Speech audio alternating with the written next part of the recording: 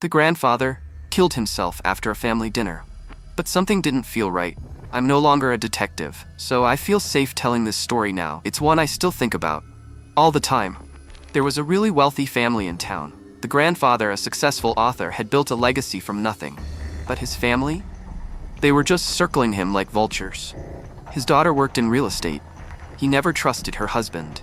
His middle child had passed away, but her widow still had access to the family's money and was funneling cash out under the lie it was for her daughter's tuition. His youngest son worked for the publishing company the grandfather had built. And let's just say he wasn't exactly carrying the torch well. The whole family was dysfunctional, only showing up when they wanted something. One night after a family dinner, the grandfather was found dead in his study. Gunshot wound. Apparent suicide.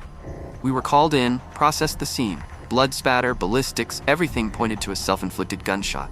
It made sense. The man was aging, tired, and from what we heard during interviews, overwhelmed with his greedy family. We were just about to close the case. Then a private investigator showed up, totally out of nowhere. Not from our department, not even from state. But this guy? He tore everything apart in less than an hour. He pointed out subtle inconsistencies. The angle of the gunshot didn't match the natural reach of the man's dominant hand. The powder residue wasn't consistent with a close contact shot.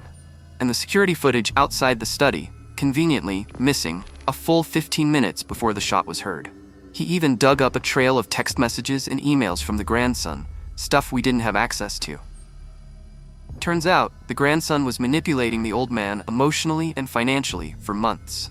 The private eye discovered a failed attempt to forge the grandfather's will just a few days before the dinner. What finally broke it? A voicemail the grandfather left for his lawyer just hours before his death. He said, "If anything happens to me tonight, it's not what it looks like. Chills."